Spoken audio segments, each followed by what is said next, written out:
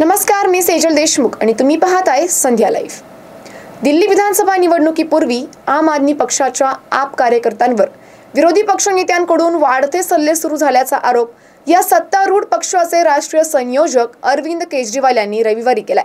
निवडणुकीपूर्वी झोपडपट्टीवासीय व गरिबांना मतदानाच्या अधिकारापासून दूर ठेवण्यासाठी विरोधी पक्षांकडून रोख पैसे देऊन त्यांच्या बोटांवर शाई लावण्याचे कारस्थान विरोधकांनी सुरू केल्याचा आरोपही त्यांनी केलाय। आपल्या नवी दिल्ली मतदारसंघातील पक्ष कार्यकर्त्यांवर होणारे हल्ले रोखण्यासाठी फक्त येथे निवडणूक आयोगाने स्वतंत्र निरीक्षक नियुक्त करावेत अशी विनंती केजरीवाल यांनी मुख्य निवडणूक आयुक्त राजीव कुमार यांना पत्र लिहून केली आहे।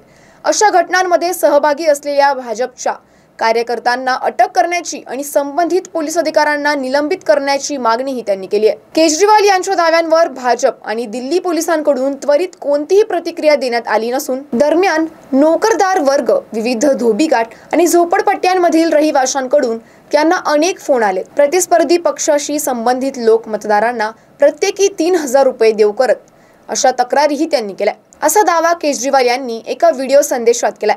भाजप सत्तेत आला तर ते तुमच्या झोपड्या पाडतील आणि ती जमीन मुंबईप्रमाणे त्यांच्या श्रीमंत मित्रांना देतील, पण तुम्ही माझे हात बळकट केले आणि आम आदमी पक्षाचे सरकार आले तर आम्ही कोणाचीही झोपडपट्टी पाडू देणार नाही, असेही केजरीवाल यांनी म्हटलंय। गेल्या काही दिवसांपासून केजरीवाल यांना मोठे धक्के देताना आपले आमदार दिसताय। आपचे आमदार सातत्याने राजीनामे देताना दिसताय। दिल्लीचे निवडणूक काही दिवसांवर आली असता आरोप प्रत्यारोपाचे सत्र जोरदार सुरू असल्याचं बघायला मिळतंय।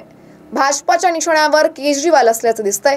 केजरीवाल हे देखील भाजपावर सातत्याने आरोप करताना दिसताय। झोपडपट्ट्यावरून आप आणि भाजपा नेते एकमेकांवर आरोप करताना दिसताय।